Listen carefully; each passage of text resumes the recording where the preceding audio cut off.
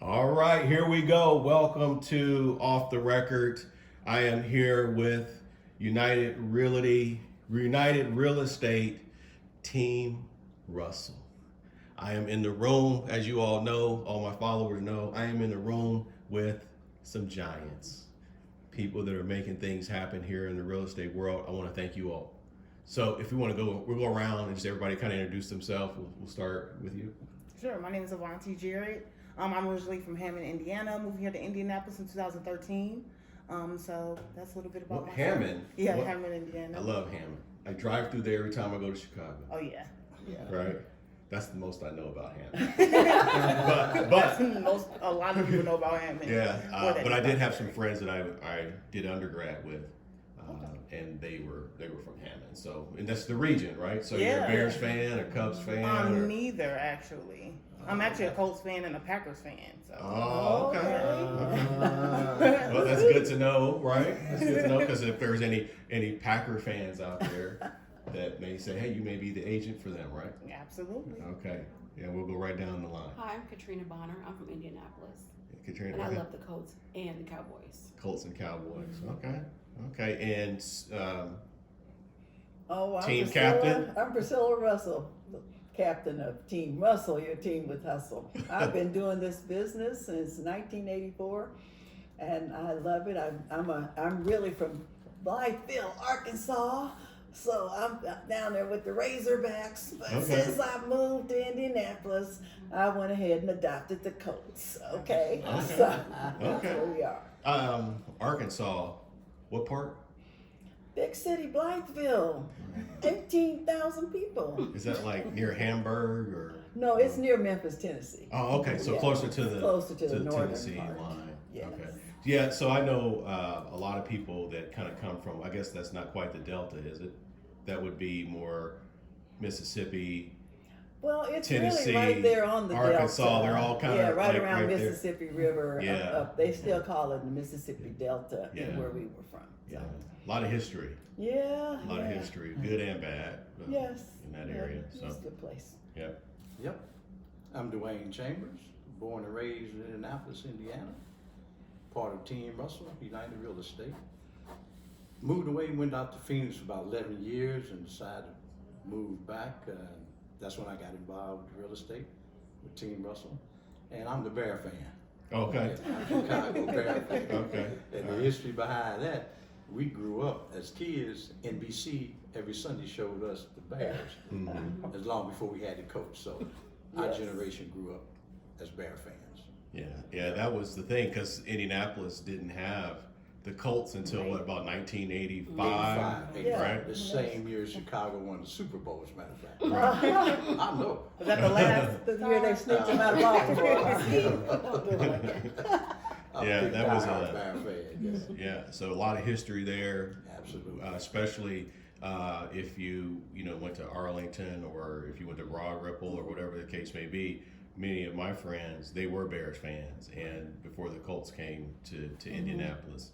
And Indianapolis has become a beautiful city. And I know you all can say that, right? You go downtown, what it was 20 years ago, even 10 years ago, is much different than it is today. Absolutely. Right? Absolutely. And so you see the development of real estate, you see the development of this community, and you got to be excited to sell real estate, I would imagine. Absolutely. Right? Good morning. Absolutely.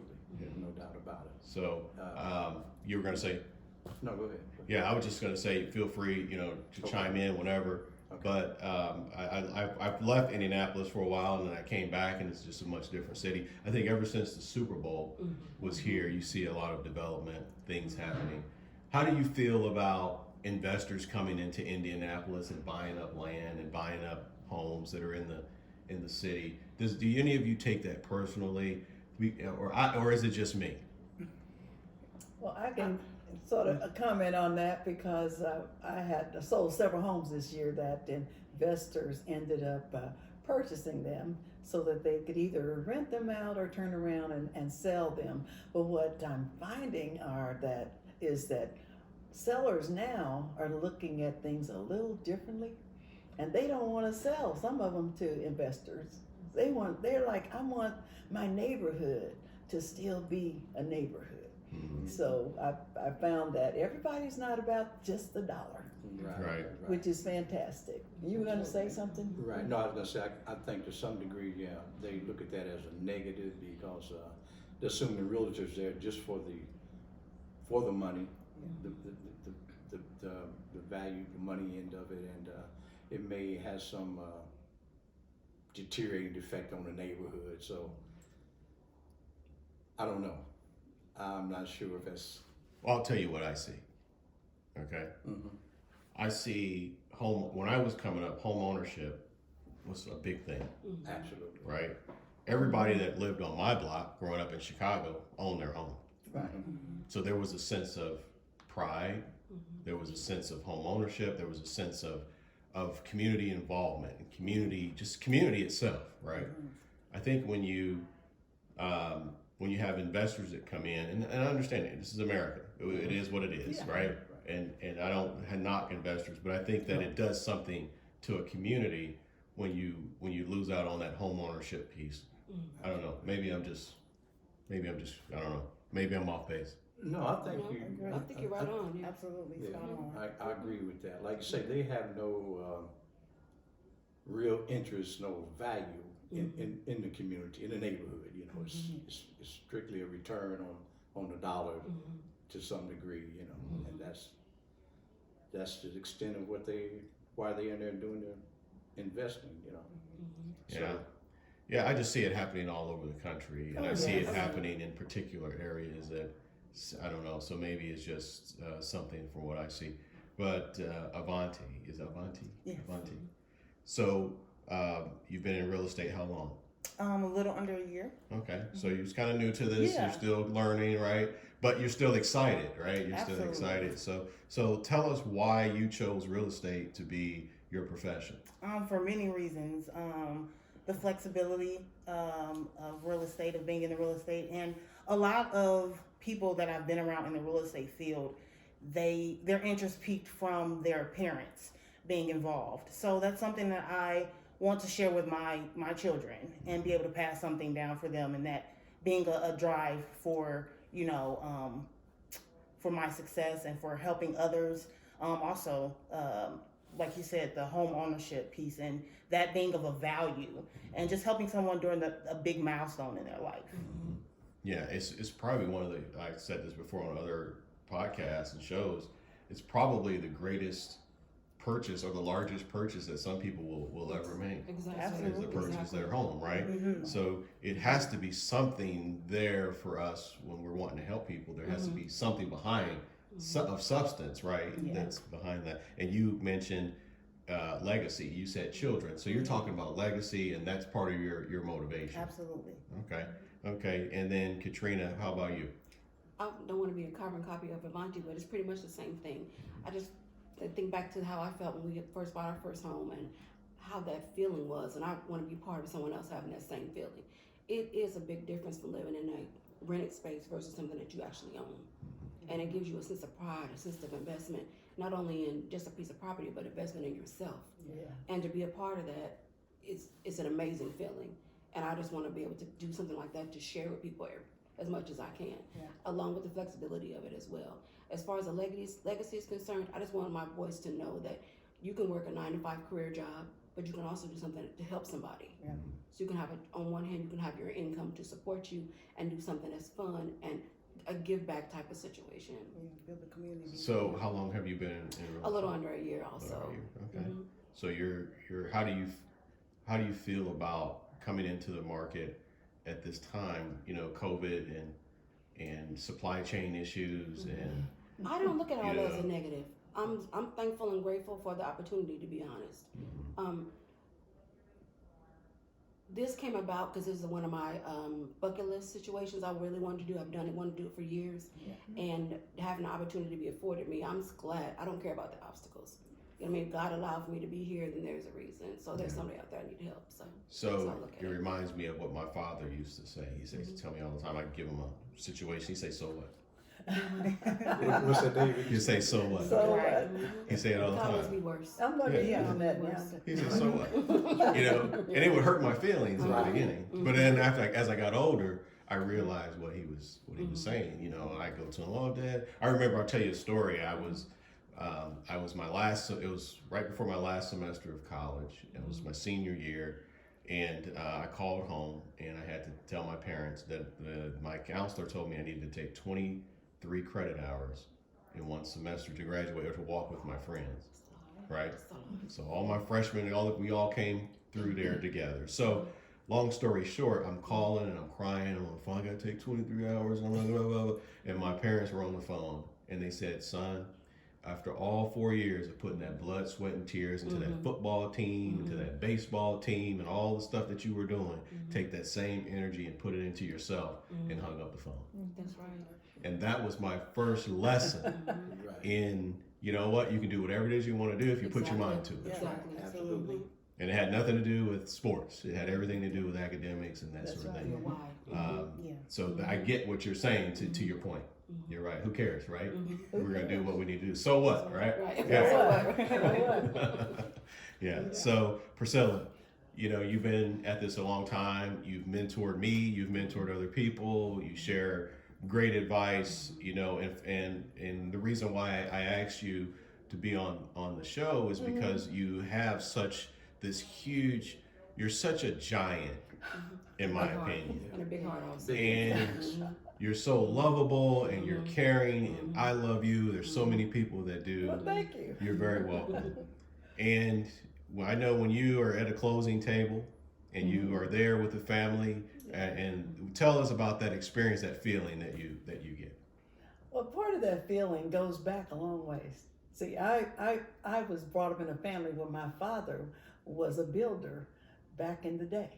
So I've always experienced people helping others, doing things. So we even built homes where we would help as 8, 9-year-olds, we're helping to build a house.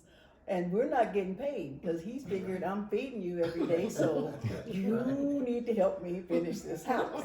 So as I grew and as I grew and I worked, I used to work for AT&T before I got into this business, but it just didn't have that closure of excitement that I have with the real estate industry. So I worked, when I got in this business, I worked a full-time job, went to school, got my real estate license, raised 4 kids, and then went into real estate full-time. But what I did is I saved my money, so I wanted to have enough money to at least, if I didn't get anything for a year, I could still eat. You know, it's sort of important for kids to eat. Right. But the flexibility of the business, that way I could get to all the football games, all the baseball games, all the things that the kids were doing. So by the time I get to a closing table, then, and part of what happens is that before you get to that closing table, you've gone through all kinds of things. So realtors are not just realtors, they're counselors. They listen to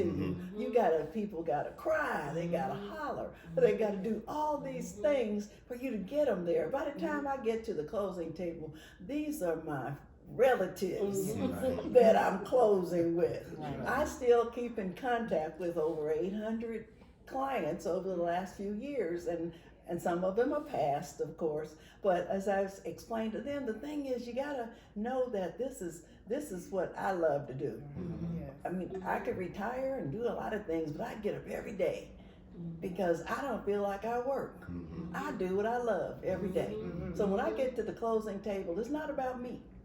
It's all about the clients. And I feel that that's what we have to do as realtors. We have to show people we care, that we care about them. It's not about me. It's about them when even before I get to that closing table.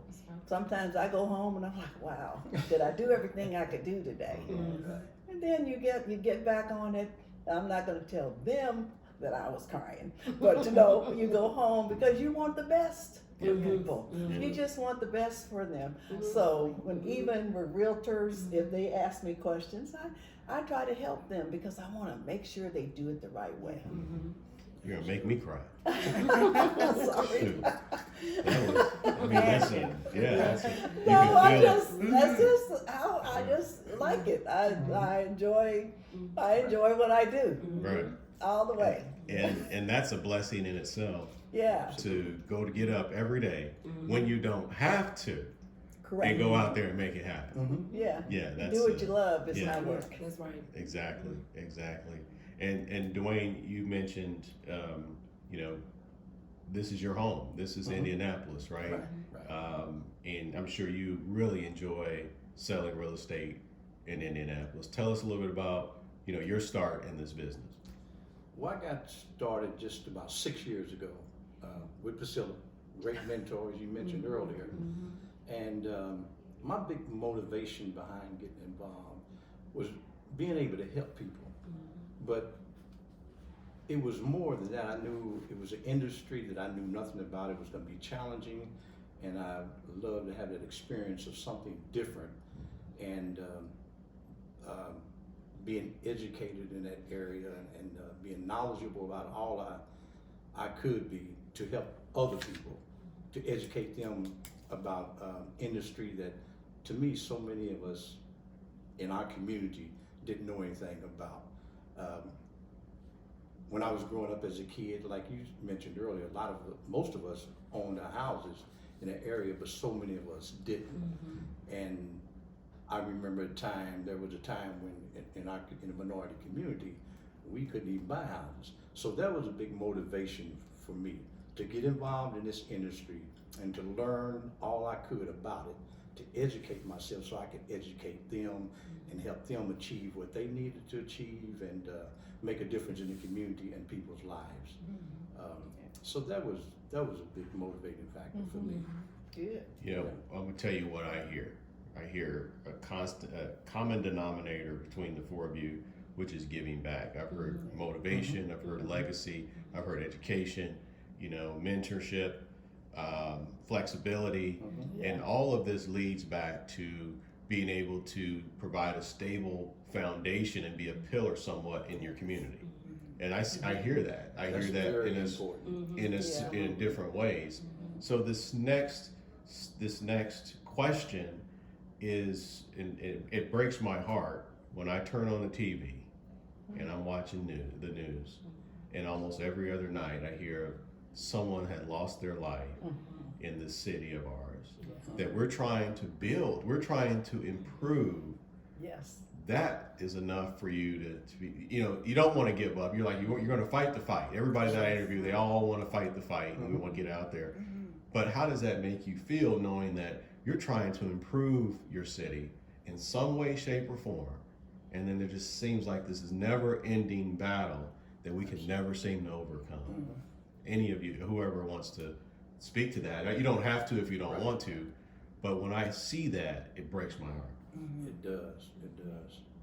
It's, like I say, very important to reach out to those folks and with all your heart and try to educate them on some things, whatever area that takes, and just to make a difference, because the foundation is built and it starts at home. So you just have to reach out in all areas to all different people from all walks of life and try to make a difference in their life. And I think real estate is one of the avenues to help. That's my point. Yeah. Absolutely. Absolutely. Yeah, I think that we can make a difference. I think real estate is that common denominator where, because you're touching so many different people in so many different professions, right? Yes. So many different areas. We actually have more influence in regards to building things back to where they need to be than I would say most professions. I'm not saying teachers don't or folks, but we are sitting at kitchen tables Yes. and we're talking to folks, right? And we're I don't know. Well, That's just Grassroots. One of the other things that we're doing right now with we have the Central Indiana Realtors Association, which is a community of Black realtors that we are organized, and it's a national association. And one of the things that we are trying to do, and one of our goals this year, is to do homebuyer seminars in different areas, and not just let the area deter us from going in and doing the things that we need to do. So we're looking at now trying to get into some of the churches in areas that you would normally go into. So you can go in there, have a home buyer seminar, invite the people in. We want to be able to pay for babysitting, Mhm. feed people, Mhm. let them come in. So in order to come in and get that knowledge, that there's nothing that keeps you from doing it. Because we're going to have the place, the time, the money, the food. We even are going to be doing things like giving away a little gift card if you come and you make all 3 sessions, things like that. So we feel that if we get into the community and just start small, because you can't do it all. Right. But if you can just do something, that's what we do.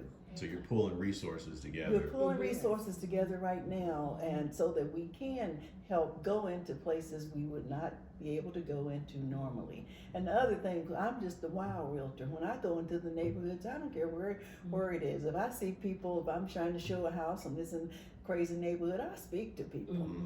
Because that's one of the things we got to remember is that these are just people too. So I'm gonna say, hey, what are you doing today? Oh, you just hanging out.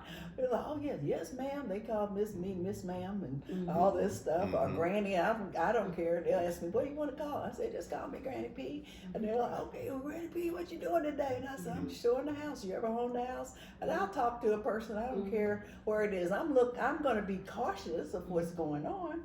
But it's a funny thing when you treat people like you want to be treated. Absolutely. That's right. That's the difference to me. That's the common denominator, right? Yes. And like you mentioned earlier, it's a common denominator because everybody has to have a place to live. That's right. It doesn't matter what walk of life you come from. You gotta live in an apartment, a condo house, or something. You gotta have a roof over your head. So this real estate is, like you said, avenue to be able to reach out and to help those people, to educate them and be knowledgeable in the best way that you can, to pass that on to them and make a difference in their life. And Yeah. And it could be generational. reach out and make a difference in the community. Absolutely. And real estate is a good way to reach out and make a difference, I think.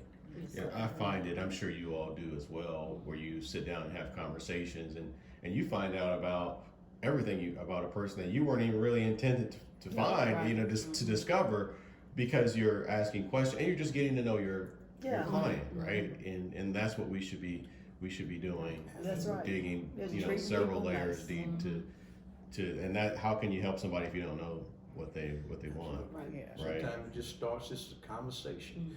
You can be somewhere in a grocery store, anywhere, and just talking, and it comes up, and the conversation starts, and start building rapport and relationship from there. So if I'm a buyer, right, or let's just say I want to purchase a home, what's my first step? What should I be doing? Speaking with the lender. Yeah, put London first. Yeah, Gotta get speak yourself- First thing you should do is Get call a Team realtor. Russell. Yes. Right. They'll take care of the rest, Right. And then after you call them, then they're gonna direct you. We'll take care of the We'll rest take care of the rest for you. So- Then we'll start that process, that home buying, going through that home buying process with you. What is that with that home buying process? It's I'm listening to you. novice. I'm watching this video. Maybe I'm watching it on Facebook, YouTube, whatever, some type of social media. okay. And the question is, I want to buy a home. Okay. What do I do? I have no idea what to do. Okay.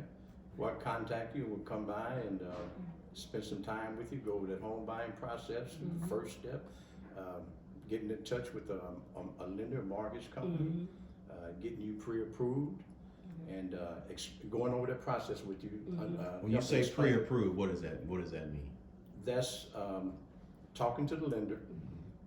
They'll gather information from you and your finances and see where you qualify, what kind of home you qualify for, you know, that value.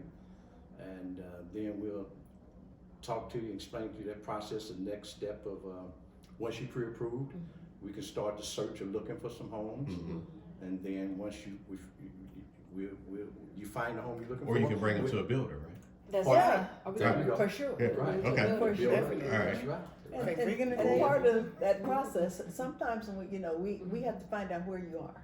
Right. And right now, the good part is that now you've got FaceTime and Duo, so sometimes you may even have your first contact like that, and sometimes the buyers, believe it or not, aren't ready right now. Right. So what happens is that if they say, oh, they can't do the mortgage sale, they can't do it right now, then that's where you want to work with work with someone that's working with you. Right. Because I've had clients that it took us a year and a half to get ready. And I hung with them, they hung with me, and we took care of different things, and now they are homeowners. Matter of fact, one of them's gonna be a homeowner with Davis Homes here next year, so we're just Excited. happy because, you know, I like new homes. Because then I don't have to worry about my buyers Right. getting in there and Right. something going wrong, because Right. I know they got a whole, you know, warranty, got a year to check out things. So I'm a sort of a new home buyer person. Yeah. But And that's such an awesome experience. Yes, you it know, is. going for a whole year and then you Yes. can hand them the keys to their home. Right. You know, Right. just seeing their faces and Just the enjoyment. you know, that's priceless. Sense You of can't get pride. that back. You know, you can't It's compare that. Yeah. You can't to anything. Yeah, it's just awesome feeling. Yeah. And another thing I think is helpful too, Dave, you was asking about the process. You know, a lot of times you would send them a copy of the purchase agreement, a sample of that, let them go over it, familiarize themselves with that, and then they would be more familiar with it. They have questions, we can go and answer that. And like I say, just help them through that whole process, the next step of getting an inspection, getting an offer accepted, going through the inspection stage, having it appraised and those things. And like you said, at the same time, show them if they want to do new construction, Davis Home, we can do that as well. I appreciate that. yeah. But I will say this is what I'm thinking, is that, you know, we talk about all the things that they should do, but we never really talk about the things that they shouldn't do. Okay. Don't go out there and get use your credit and get new cars and things like that. Do not purchase Do not buy a anything car. else. Right. Right. Do And- not get a credit card. Right. Nothing. Not open up I your mean, liability. it's to the point where lenders are saying, don't get married, don't get divorced, Don't get don't do Nothing. anything without talking to me First. first. You talk to the lender first. And I think that those are extremely important because sometimes you can go through a building cycle, right? And now they used to be 6 months. Now they're closer to 8 or 9 months, Yes. right? A lot can happen in that you can, you know, lose your job, you get laid off, you can get married, divorced. So they don't want you to do any of those things until you talk That's to them. right. That's a good question too, Dave. It is. What Very you good shouldn't be questions. doing. What you shouldn't be doing, right? And it's like everybody pays attention to the bad kid in class, right? Well, what about the other 30 good kids, Yeah. right? We never talk about the good kids. We Yeah. always talk about the bad kids. Yeah. So, Right. yeah. So before we get out of here, how does someone get a hold of you? Are you all on Instagram, or do they need to go to a Facebook page, or how do they contact you? Now that's Avanti's taking care of our Facebook page. We do have a email, Team Russell Sales Indy at gmail.com. Say that again. Team Russell Sales Indy at gmail.com. Okay. We also have a Facebook, Team Russell. Team Russell on Facebook. On Facebook. Okay. And if I don't have access to that kind of technology, how do what is there a phone number I can call? Yes, you can call 317-872-SELL, SELL, 7355, 872-7355. Okay. That's 872-SELL. Because we can sell your home or we can help you buy a home. So, So either way. Either way, Yeah. absolutely. yes. Well, I appreciate this conversation. I know that our listeners and our followers will as well. Once again, I want to say thank you. As my listeners know, I am in the room with some giants. And I'll talk to you guys soon. Thank you. Okay, Thank thank you. Thanks you. for having us, Dave. Appreciate it. Thank you.